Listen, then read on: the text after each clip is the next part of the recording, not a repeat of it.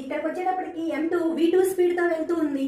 So దీనికి ఉంది final momentum of second body వచ్చేసి ఫైనల్ మొమెంటం pf తీసుకున్నట్లయితే pf ఈక్వల్ టు ఇక్కడ second body m2. So m2 దీనికి ఉన్నటువంటి velocity v2. So m2 v2. So final kinetic energy kf equal to half into m2 into v2 square.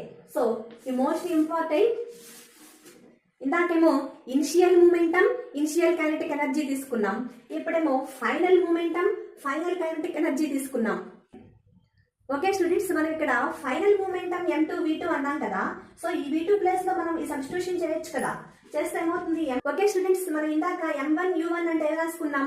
Initial momentum pi రాసాం కదా. So దీని place లో pi రాసేస్తే ఏమవుతుంది చూడండి, m2 into pf equal to pi into 2m2 by m1 plus m2.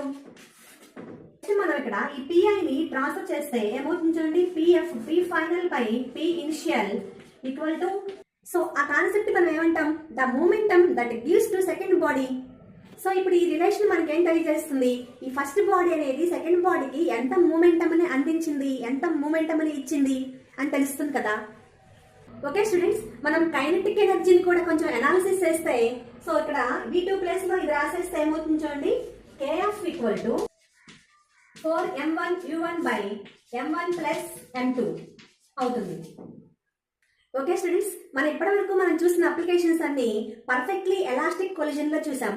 అయితే ఇప్పుడు మనం in elastic collision లో ఎలా ఉంటుందో చూద్దాం. అయితే ఈ ఇన్ ఎలాస్టిక్ కొలిజన్ కి ఇంకొక పేరు ఉంది, సెమీ ఎలాస్టిక్ కొలిజన్. సో ఇది చూడటానికి హెడ్ ఆన్ కొలిజన్ లాగానే ఉంటుంది, ఒకే స్ట్రైట్ లైన్ లో ఉంటాయి కదా. Before collision, during collision, after collision ఇవన్నీ ఒకే స్ట్రైట్ లైన్ లో ఉంటుంది, అనే ఉంటాం హెడ్ ఆన్ కొలిజన్ అంటాం. ఓకే స్టూడెంట్స్, చూడటానికి హెడ్ ఆన్ కొలిజన్ ఈ డయాగ్రామ్ సేమ్ ఒకలానే ఉంటుంది. కాకపోతే ఇక్కడ ఏమవుతాయంటే బిఫోర్ కొలిజన్ ఇక్కడ టూ బాడీస్ మూవ్ అవుతూ ఉంటాయి. So there is some loss of kinetic energy.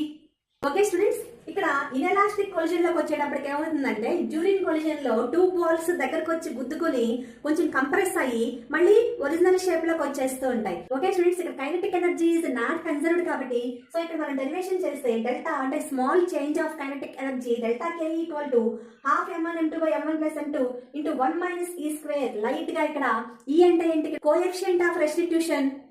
Semi elastic collision ఉంది కదా. సో దీనికి మనం కన్జర్వేషన్ ఈక్వేషన్స్ ఇంత ముందు రాసాం కదా, v1 v2 రాసేసాం. సేమ్ అదే విధంగా వస్తుంది, కాకపోతే ఇక్కడ ఈ ఒకటే ఉంటుంది. ఇక్కడ ఈ ఇందా చెప్పుకున్నట్టు ఈ అనేది ఏంటి? Coefficient of restitution. Okay students, next వీడియోలో ఇదే లెసన్ లో మోస్ట్ ఇంపార్టెంట్ కాన్సెప్ట్ మీ ముందుంటాను. Thanks for watching. Please subscribe.